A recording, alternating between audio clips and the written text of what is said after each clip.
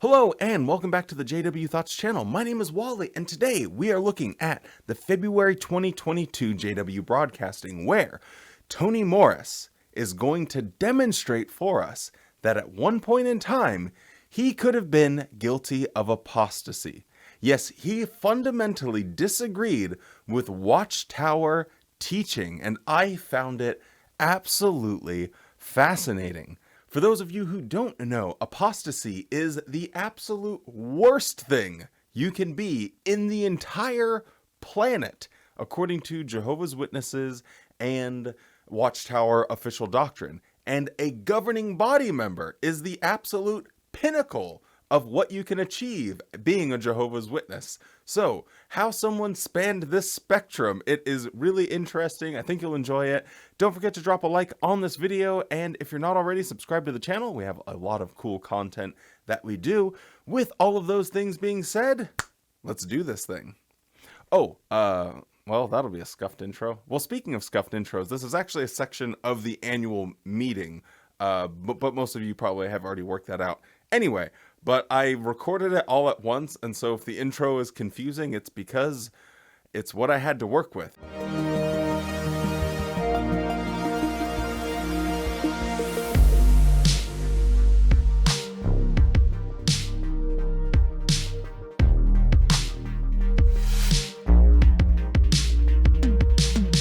I don't actually know when these will be released.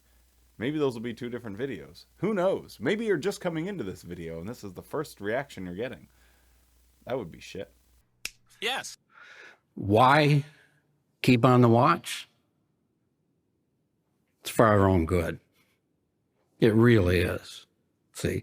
And that's the point Jesus and Jehovah want us to take away. We're trying to address that with this talk because some of you have been serving Jehovah for a long time, and I'm not going to stare at anybody because I know different ones. And it's just amazing how Jehovah has been there for you all these years. It is funny how he even struggles to say that. It's amazing how Jehovah has been there for you through all of these years, right after acknowledging that some people have been in the organization for years.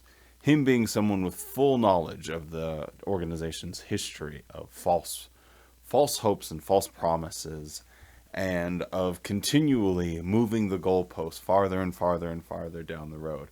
When he gets to the point of looking out into the audience, as we did earlier, and seeing, all of these older people that are, middle-aged at the youngest, but a lot of them were gray-haired, right? In their 60s, 70s, 80s. And he looks out to his audience and he has this moment where he just pauses and is like, "You've been serving for many years."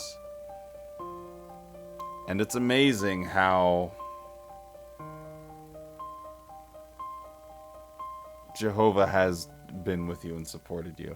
That pause was really telling, I think, of maybe there being some type of human being under the crust that is Tony Morris. Yes, behind the well-insulated winter edition of Tony Morris, maybe there is a human being with a mind and a heart there after all.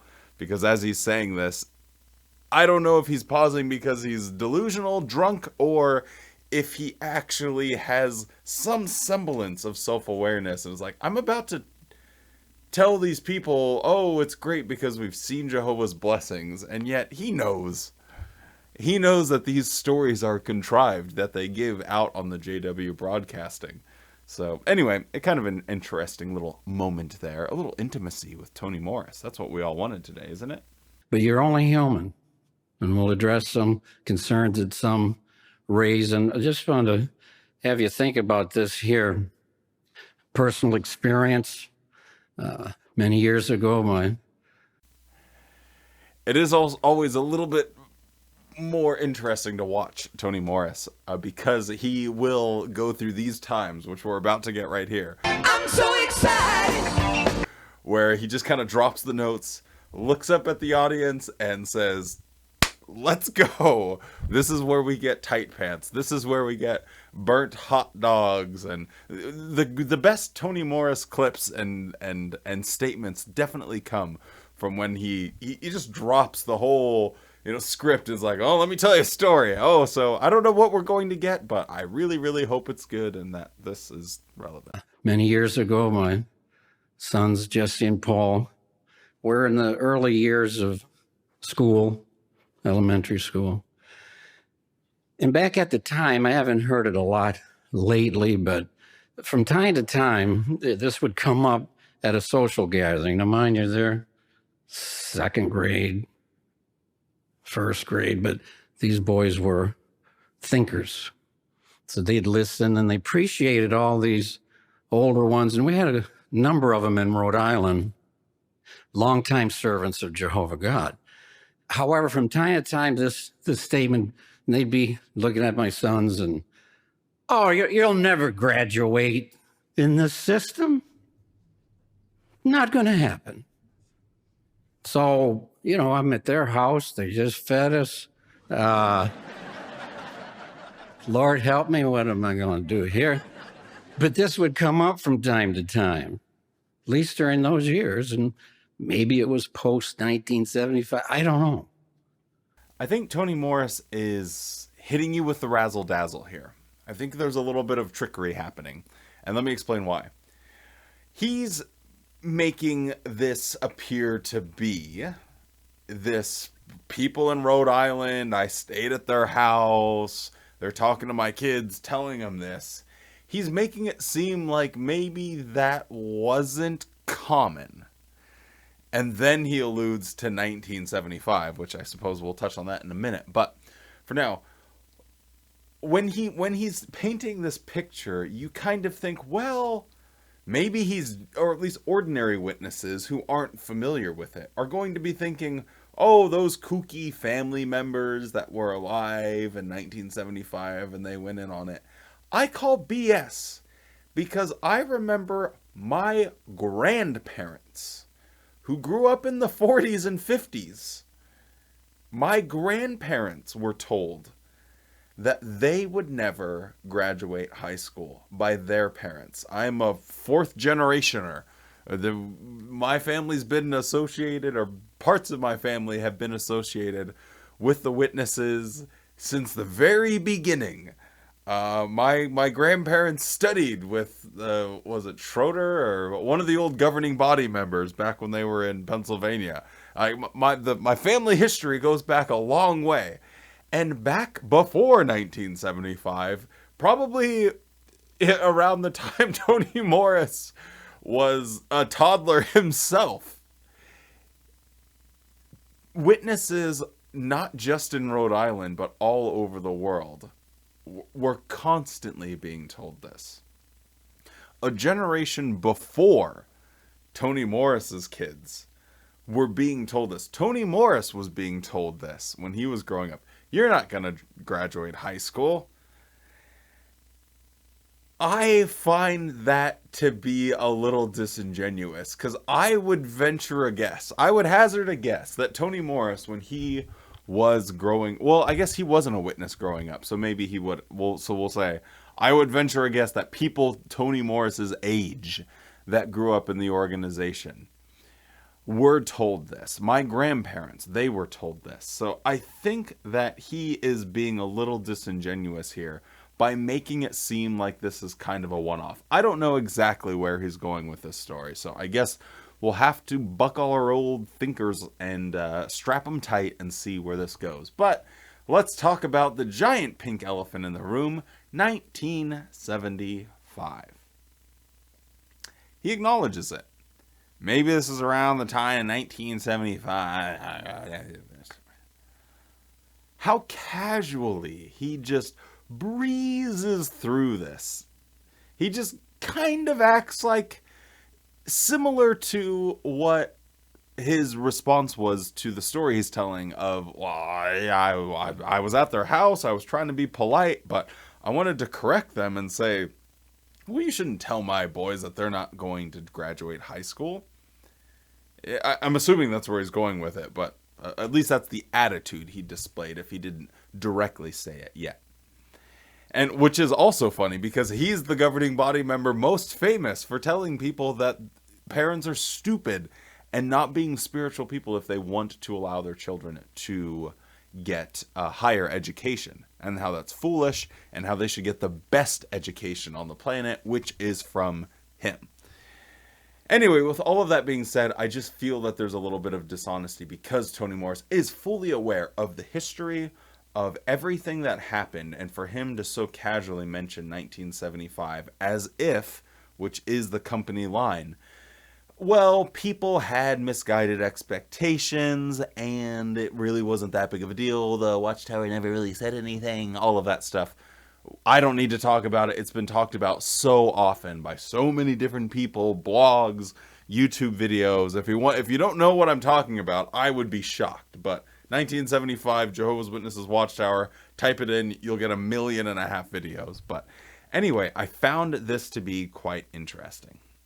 But they'd make these statements. And I'm going to give you a big confession because, this one comes clear to mind. Driving back from the gathering, Jesse and Paul are, thinking, and they're troubled. They're puzzled. What is this about? Why? Because, they had goals and what are we going to do? And they're thinking of the things in the future for them as growing in their love for Jehovah. Sorry, I will make this point very, very quickly.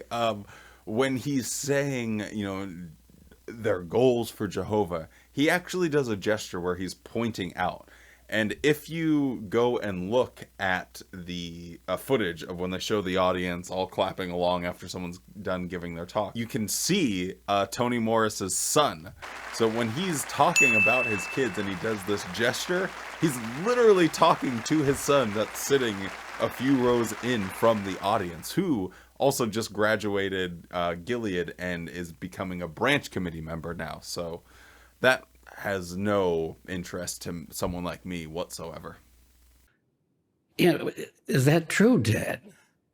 And so I'd say, look, and let me tell you, these people saying these things were longtime servants, experienced people.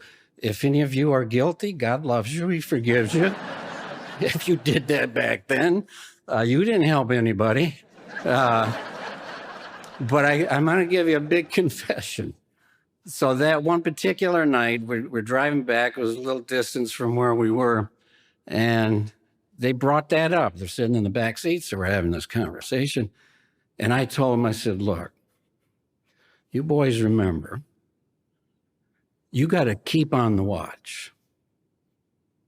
This thing could go on and be ready for it to go to 2020.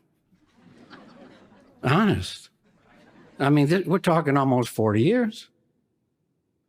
Almost 40 years. I felt pretty safe with that. But you know what year this is. What are you going to do?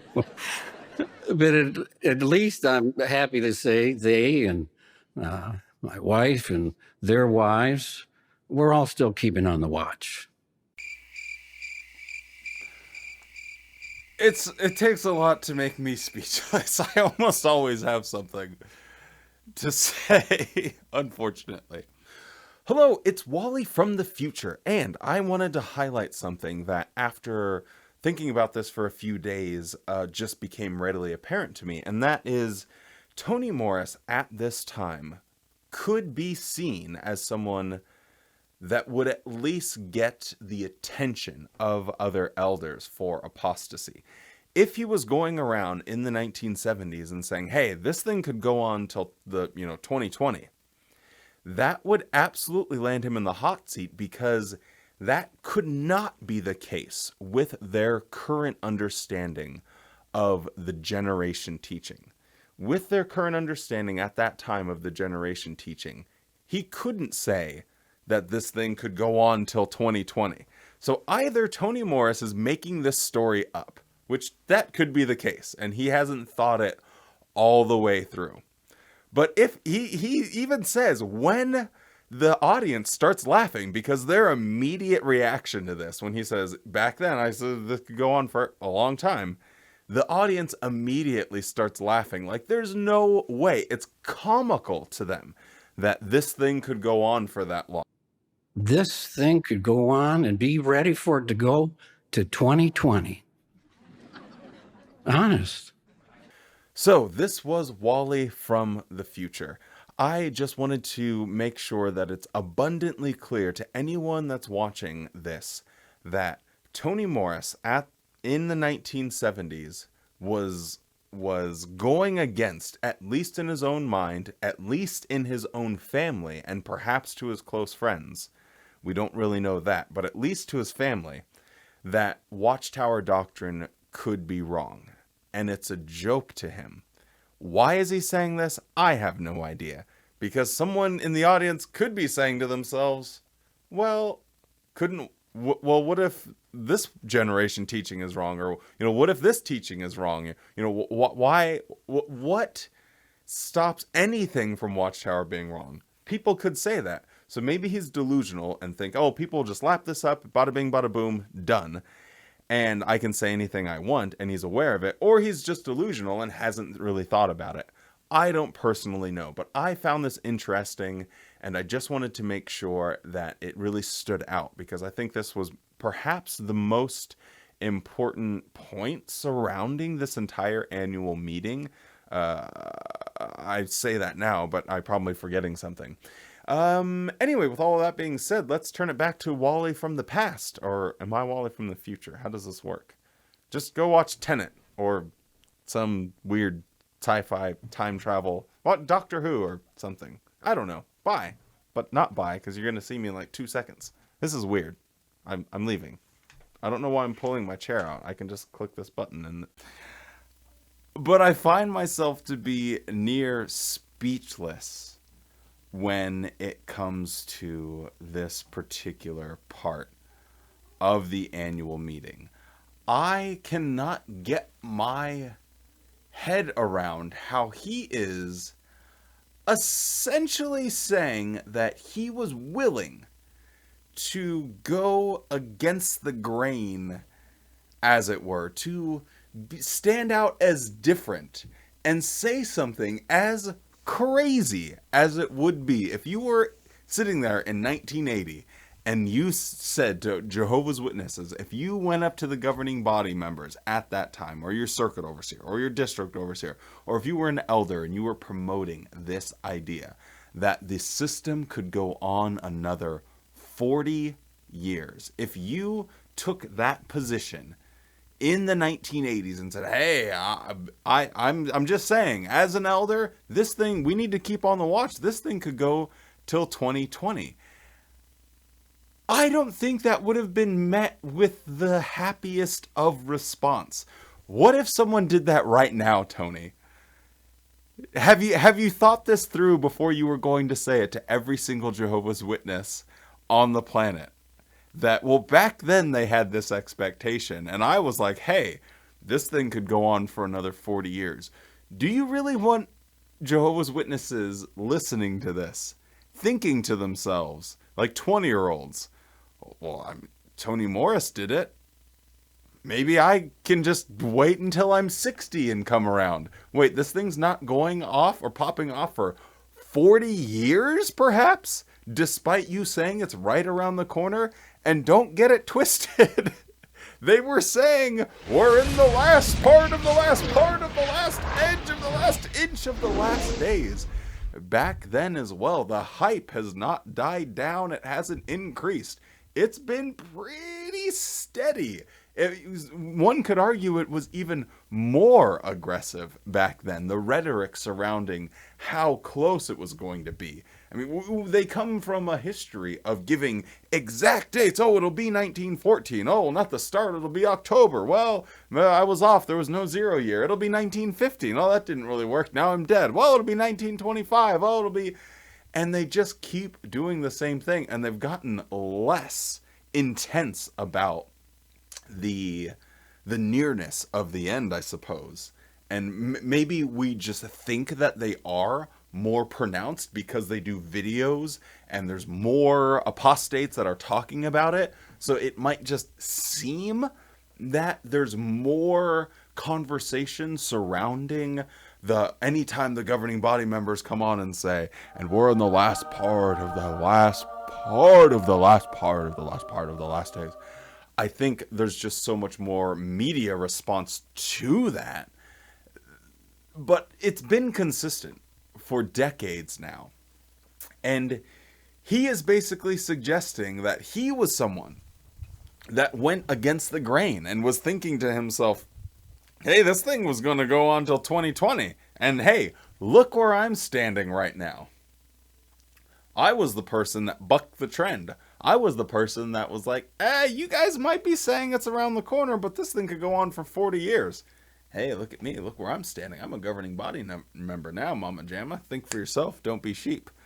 I know that's not his intention, obviously, but it is interesting to peer into the ramifications of the thing that he ended up saying. Why are they all laughing at this? Why are they sitting in their chairs, erupting in laughter, when Tony Morris was saying, hey, this thing could go till 2020, people laugh. Hey, this thing could go on for 40 years, people laugh. Tony Morris himself, he was trying to be serious. He was like, honest. Because initially when people laughed, which would be your response, if he came up there and said, hey, this thing could go on till 2060, if he came up at the annual meeting and said, we don't know, this thing could, we might still not be in the new world in 2060, people would laugh. They would think he was joking. And when he says that in the past, the same joke being made, but I was on the right side because, hey, look, I'm still here, they still laugh at that. Is it that they're just... Are witnesses kind of self-aware that their beliefs are a little strange and a little goofy? I know when I was a witness, maybe I was a little hyper serious in certain respects about the fundamental nature. Maybe the rules I wasn't so keen on. But as far as, Jehovah, the end, Armageddon, organization, all that, was taken very seriously. Why is this funny to witnesses?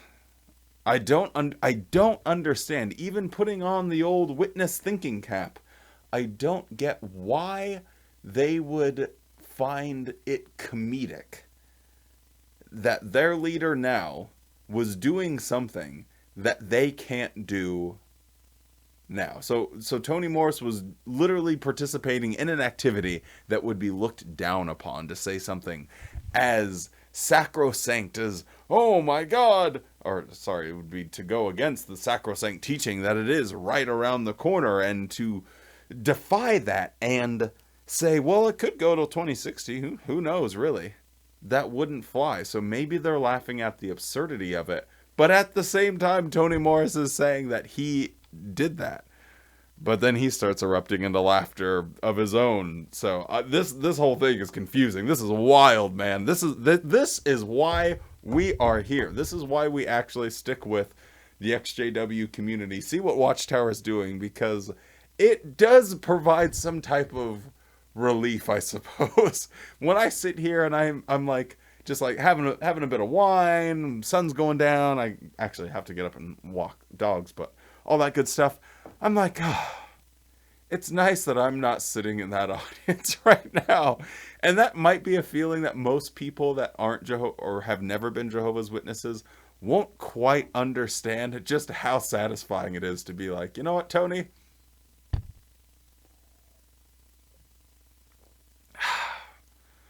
Thanks for the laugh. I really appreciate it. Maybe that's why I choose to laugh more at JW stuff. Anyway, let's move on. This take has been way too long and I'll have to edit it down. But wait! There's more! It is also interesting to think about how he so directly says, if that was one of you back then, God loves you, but you weren't helping anyone. What is keeping people from saying, well, what if you're not helping anyone, Tony? Because it was, don't get it twisted, it was the organization that was putting forth this information. People only got the idea that, oh, these little kids will never graduate high school because of what was printed by the organization. So it's just as well that they laugh and scoff at your information you put out and say, well, you're not helping anyone. So next time he goes on a rant about tight pants or higher education, you can scoff right back and just say, well, you're not helping anyone. Oh, wait, let me guess. Your ruling of the Watchtower organization is the right one. The past one had it all wrong. Got it. Have been and continue to plan to keep on the watch. Now, just something to address the feelings that some have.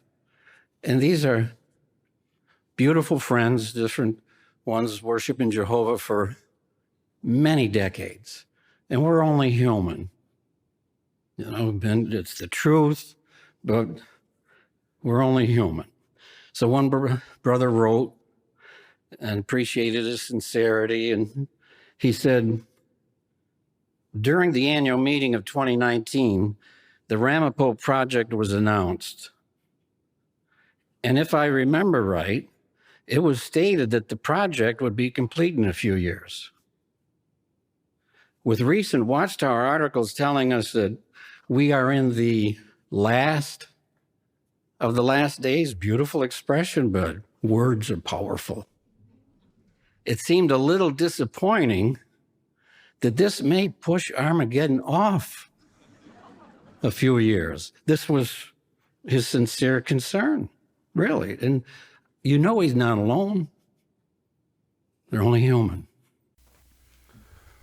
Well, one thing we can derive for a certainty from this clip is that the governing body has been receiving a fair amount of input or letters from ordinary witnesses saying, hey, I thought, we're right around the corner, moving and shaking, baby. Like, this is no time to be planning for the future. And you guys are building a media studio that will be finished around... Oh, he said that we said it'd be finished around... What is that head gesture? Didn't he set a definitive, or didn't they say a definitive date like 2026? I don't think they just were like trying to play it off like, we don't really know what time we said. Like, they said it directly. We could pull it up if we were so inclined, but we're probably not. I find it interesting that they do come out and admit, oh yes, this is something we have been getting a lot of letters about. This is something that seems like it needs to be addressed. And yes, we'll address it at the annual meeting. So I'm thinking it was a pretty big number of people that were writing in and wondering. So I guess we'll see what his response to their questioning is. But it is interesting to know that witnesses, as well as ex-witnesses, were pretty hot on the scent of how disingenuous their language had been. And he even admits it. He's like, this is beautiful language. This was very powerful wording. Language can be powerful, however he said it. Yeah, language can be powerful. It can be important. And you can use that to mislead people or try and inform them or give them the tools necessary to inform themselves. You, Tony Morris, are doing none of those things. It's so cute. But you try. Oh, so very hard. Well, how should we respond? Brother writes that in. Well, remember, Jehovah's a God of comfort. You want to go direct, it's what we addressed there with what Jesus told us. But how can we comfort him too? Rather, bring the truth as it is and be straight with it. But the governing body wants all of you to know, including those that'll see it later, that we are determined to remain active and to faithfully deliver spiritual food at the right time. We are also looking beyond the last days. You're getting that message. Let me expound on that thought. Looking beyond the last days. Let me expound on that thought. Let me indulge myself in a bit of speculation here. It's funny coming from someone that that is a governing body member, that produces information that directly tells Jehovah's Witnesses that there's no reason to speculate on what might be past what are in the scriptures. Well, we'll get the new scrolls and then we'll all be scrolling around doing stuff. The new scrolls are actually the internet. That's because people are always scrolling. So, little known fact, what the Bible meant by new scrolls, Revelation. I've cracked the Da Vinci Code here. But anyway, it's funny that he mentions, well, let me expound upon this thought and talk more about things that couldn't possibly be discussed in the Bible. Let me give in to my dreams and my fantasies, because those are the things that actually make it into the official law of Jehovah's Witnesses. The official doctrine of Watchtower are what these men think in their minds. And they tell people, don't speculate, but then he gets on camera in front of every single Jehovah's Witness and wants to speculate about what's in the future. Hey, maybe I'm wrong. Sometimes on these, I have to apologize and I get it wrong and I get ahead of myself. So let's see if I get a lump of coal or if I get a lollipop in my stocking. And this is a quote from the Proclaimer's book, and I treasured it when the book came out, and a lot of work went into that publication. But there, referring to God's people, it stated, there's a lot of international construction going on at the time, too, if you were in the truth then. Quoting it now, with the help of Jehovah's Spirit, they, God's people, want to give the greatest witness possible during the time that remains before Armageddon. They are convinced that God's new world is very close at hand, and they have faith that they will survive as an organized people into the new world under the rule of God's messianic kingdom. Now, please note the rest of this quote. It is also their hope that perhaps, keyword, many of the fine facilities that they have built and dedicated to Jehovah will continue to be used after Armageddon as centers from which knowledge of the only true God can be diffused until it truly fills the earth, end quote. Beautiful thought. Right there. Still valid.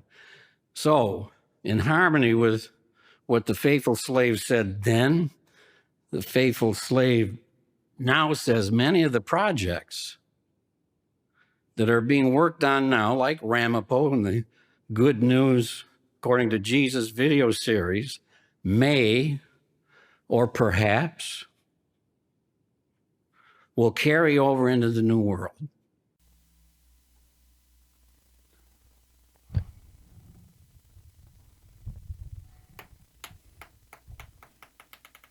He is just speculating. He's not even trying to hide it. Perhaps.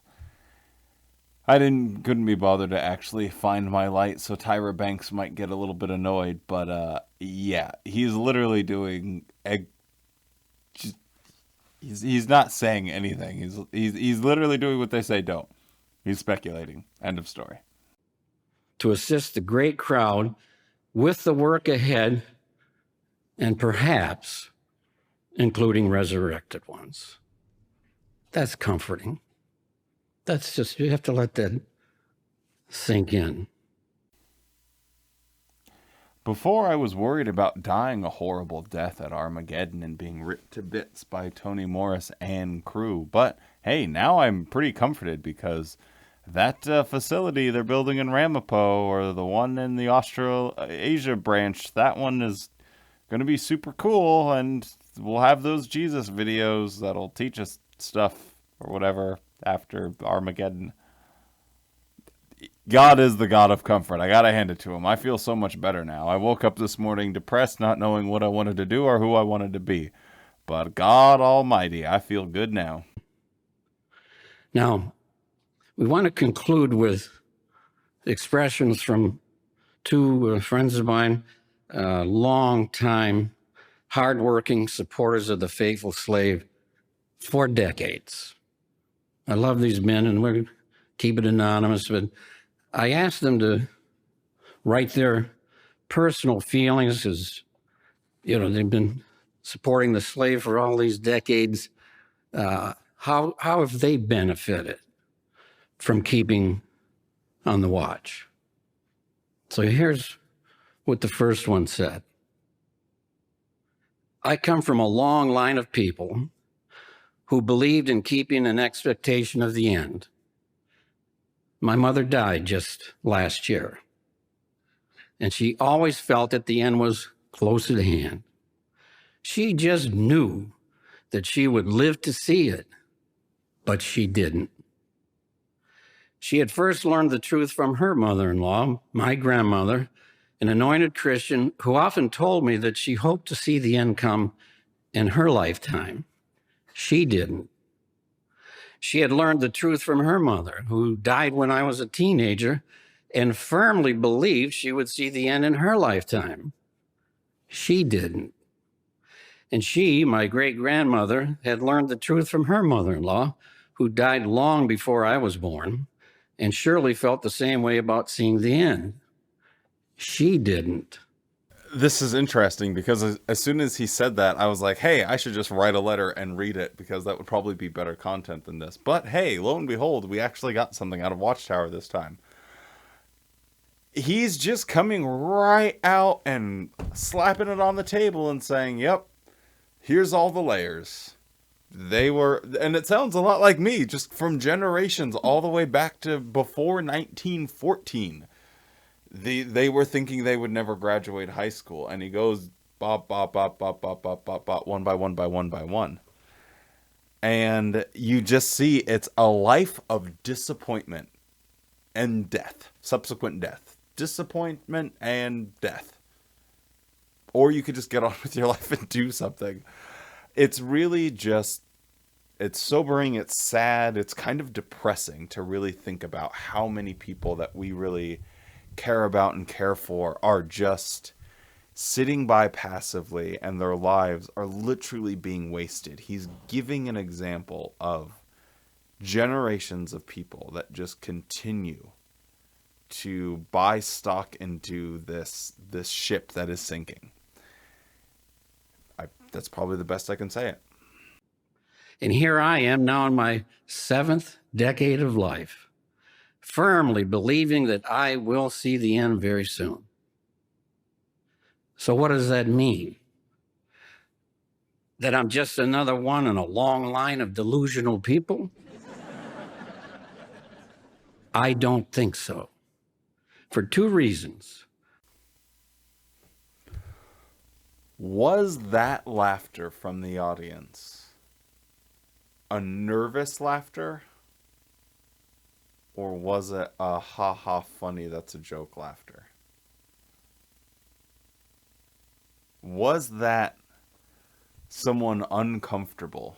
Someone that is presented with a reality that they were otherwise ignoring, and it freaks them out, and their first response is to kind of laugh and like, ah, no, I'm not scared at all. Or was it, oh, I can't believe those people, they thought the end would be in their lifetime. Well, they weren't delusional. I mean, to think they were delusional is to say I'm delusional, and clearly I'm not delusional. Help me, please. 1, the evidence that the end is near keeps growing. I've seen signs of the end that even my mother never saw, such as the recent pandemic. Sometimes I compare myself to a man living in Judea around the year 608 BCE. Such a man might have come from a long line of faithful people who had listened to the prophets and thought that the end was near. Over a century earlier, hearing these things. Maybe his great-grandparents might have heard Isaiah speak leading them to conclude that Jerusalem's end was near. Should that man decide that his family had been deluded just because they hadn't seen the destruction of Jerusalem? No. Jerusalem was destroyed in 607. So see, he's living in 608, having these concerns. Months later, it happens. But more importantly, that man would know that his faithful family were good people who lived good lives. They loved Jehovah, and they saw the truth of Isaiah's words. God teaches us to benefit ourselves.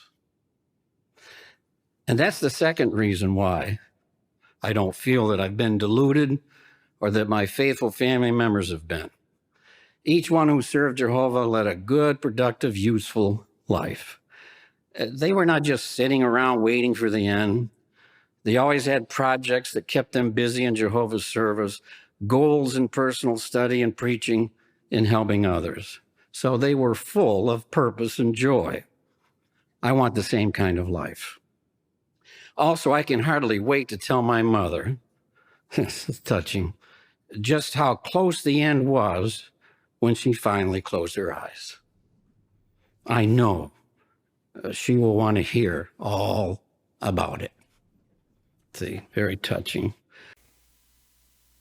I'm not wasting my time because of a delusion, because I'm kept busy by the people that give me and fed me that delusion.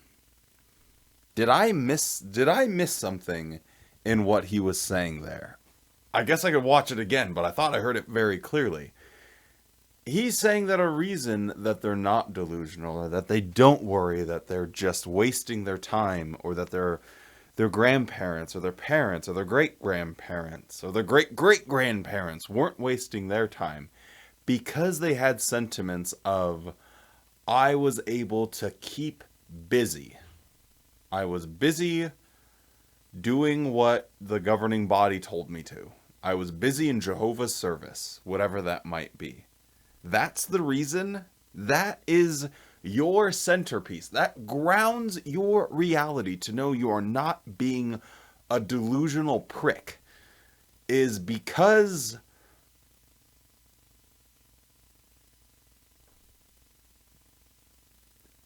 it's nothing. It's not a reason.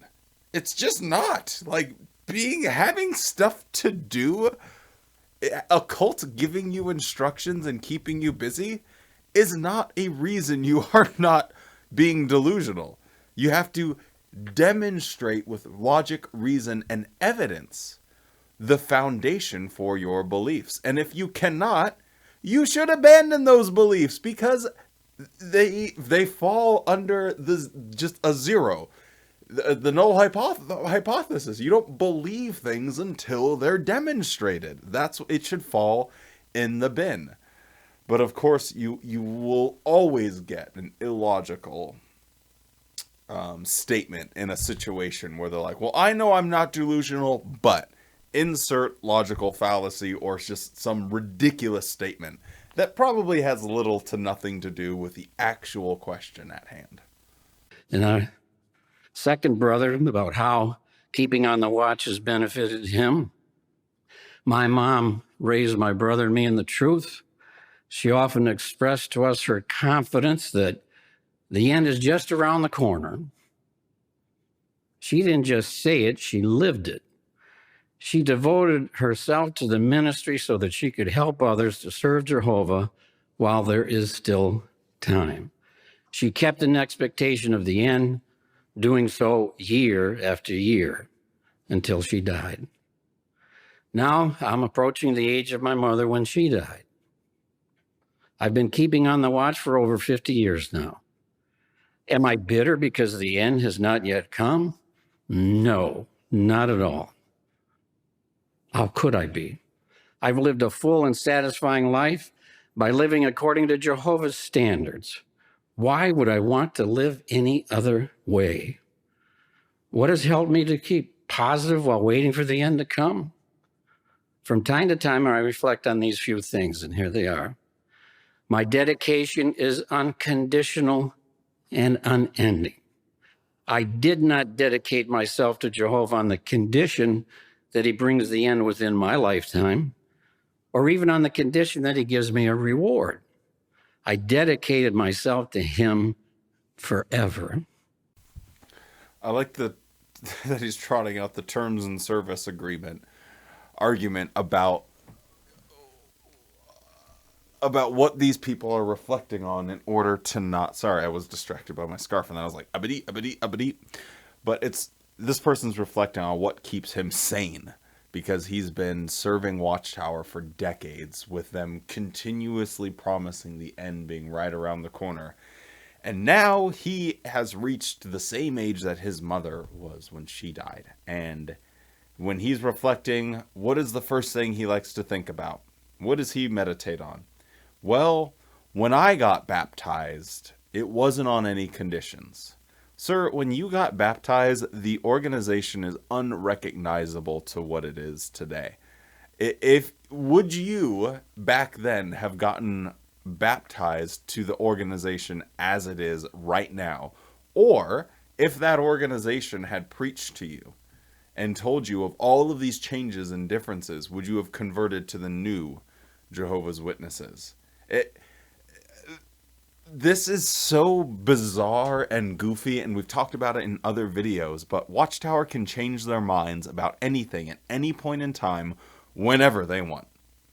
And witnesses have to go along with it. And when this person has been meditating on their entire life being completely wasted by waiting for Armageddon to come, he reflects on the promise he made to God, which he made to an organization, saying, I will never leave you.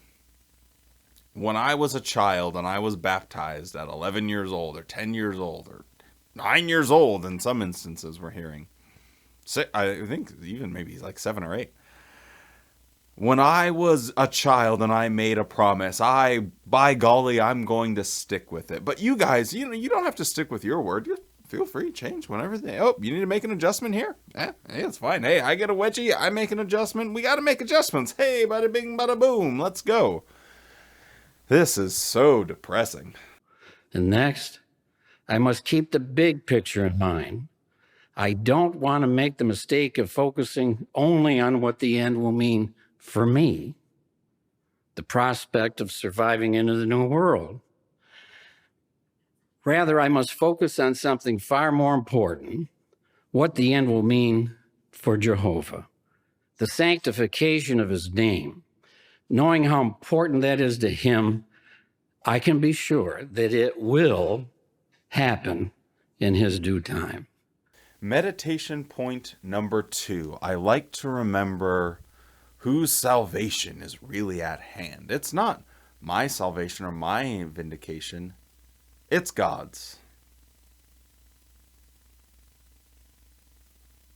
You are going to pattern your entire life on a character from a book that is demonstrably unstable as being vindicated by killing billions of people at an upcoming fireball-infused cataclysm that will see the end of the world as you know it. That's his meditate. He's just going to meditate that it's important for God to clear his name by doing that. See, if I meditate on that, I think, wait, I'm worshiping this guy? Why am I doing that? This guy seems like he's kind of a crazy loon. This guy meditates on it and is like, well, hey, that's important, and I don't want to be on the wrong side of this equation. But I guess if you are a Jehovah's Witness, what else are you going to think about? If you think about yourself, or if you're selfish even in the slightest, you're going to say, I am wasting my life. I'm wasting my life. I need to do something before I die. But sadly, witnesses don't have that sense of urgency. The only thing they want to do is, hi, we're just in your neighborhood sharing some thoughts from the Bible. Blech. And then finally, meanwhile, I must endure to the end. That means to the end of this system or the end of my life. whichever comes first. Either way, the older I get, the closer I am to the end. What if, like my mom, I don't live to see it? No worries. The moment I close my eyes in death, my next conscious thought will be opening my eyes in the new world. Then it really won't matter whether I live to see the end or not. If you're someone that is struggling with finding meaning in life now that you've left the religion or left the organization, this should be a clear indication to you of why there is that struggle, why the issue even exists. It's because, as this person is saying, and maybe just go back if you are struggling, go back and listen to these 2 letters of Tony's friends that he's reading, because it demonstrates that the truthfulness of these claims don't matter to these people. And at one point in your life, they didn't matter to you either. And you were completely living a life on hold. And when you're always constantly fed and live your entire life encapsulated in this little vitamin pill that is the organization, and you that are that little dust particle that manages to escape the capsule, and you're floating out there like, well, what do I do now? I've always been part of the capsule. Hearing these expressions should empower you to take charge of your life and your future. You should feel a newfound responsibility to society, to your community, to your friends, to your family, whoever those are now. You should feel some kind of responsibility that you are going to finally take charge and do something that's going to be, hey, when I die, I left the world a little bit better of a place than I found it. Maybe this is just my personal opinion, so take that for what it is. But hey, you're on my YouTube channel watching my video at this point, and we're hours into this thing, so who knows. But whether or not it's just my opinion, I think it's valid, personally, and helpful to understand that your life previously was just a constant troll. Someone that you were trying to play a video game and they just kept coming and turning the Wi-Fi off or pausing it on you. You literally lived with a troll. For those of you that aren't gamers, if you're playing Monopoly and whoever's doing the banking is just trolling everyone and shortchanging and moving properties around and just cheating and lying to you and all this stuff. That was your life before. You were playing a game with someone that was cheating the system of logic and reason and facts and evidence, and substituting that with a bunch of shenanigans. This so clearly to me demonstrates the level of shenanigans. Tony reading these letters of people that have been in the organization for decades fully encapsulates what it's like to be a Jehovah's Witness. Does it matter to me if I die and these promises don't come true? Nope. Does it matter if it's in 40 years? Nope. Does it matter that the governing body said it was going to happen in this generation or that generation or this date or that date? Nope. Does it matter that the governing body decries certain political organizations and then seemingly tries to team up with them for some sort of gain? Does that matter? We're talking about the UN. Does that matter? Nope. Does it matter that they have a double standard when it comes to Mexico and Malawi? Nope. Does it matter that they have all of these issues with child safeguarding? Nope. I don't care. The only thing that matters to me at this point is just being loyal. Loyalty to the organization trumps everything else. Human connection, family, friends, children even. Nope, gonna shun them.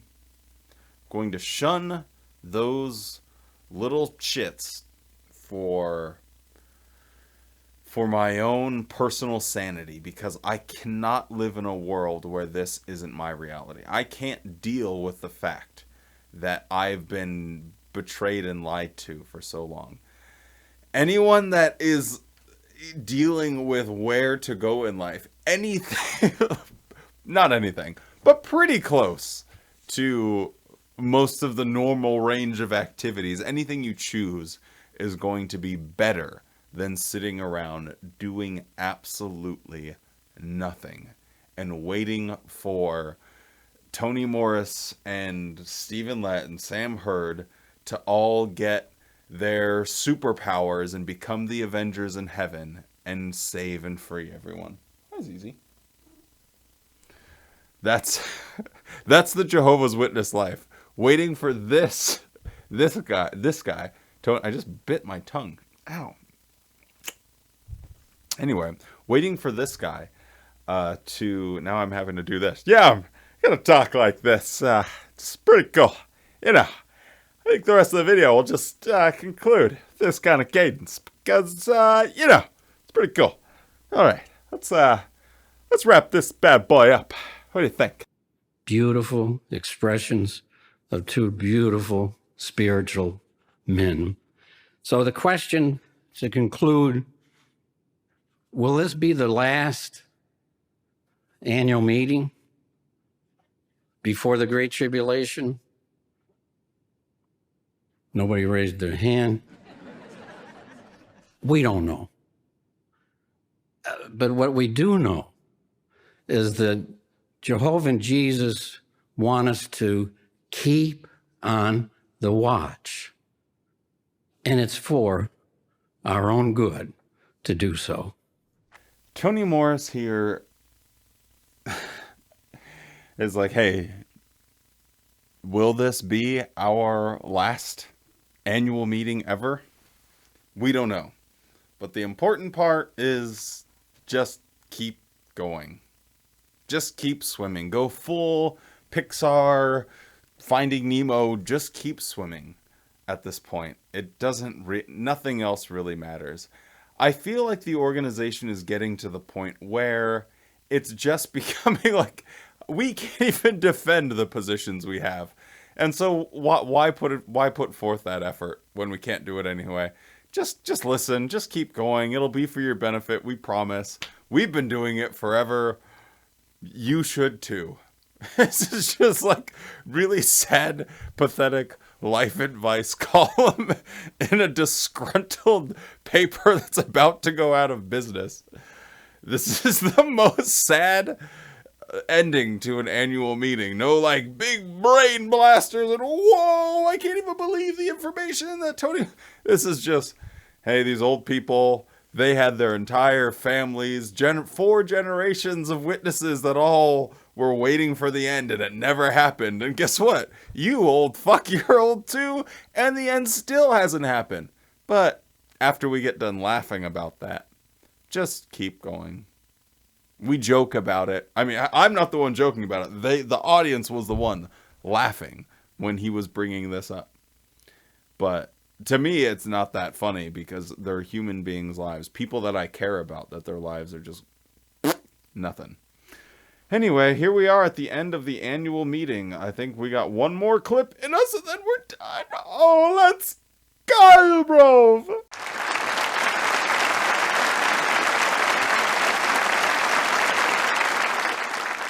Thank you so much, Brother Morris, for that very stirring, very encouraging talk. Well, would you agree, brothers and sisters, that we have not been disappointed with our banquet of spiritual food today? How do you feel?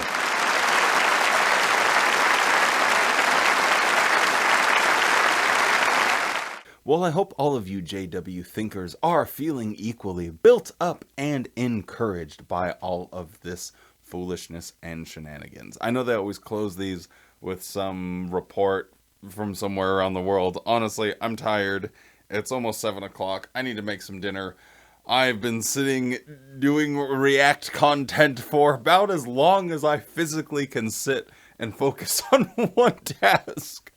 for a long time. So if my commentary got a little silly there at the end, it was pretty silly throughout the whole thing. I apologize, but I've been trying to put these together for y'all. So anyway, with all of that being said, thank you so much for joining me. I'll probably run another outro because I don't even know how this is all going to be edited. I just bit my tongue again. Crap. Okay, we'll end there. And at some point, there will be an outro that'll be like, pow, pew, pew, pew, pew, pew, pew. I think it would be funny to say all that, and then just like a black screen, and then a table just slowly appears and then goes away. Like the most boring thing you can think of, just a table.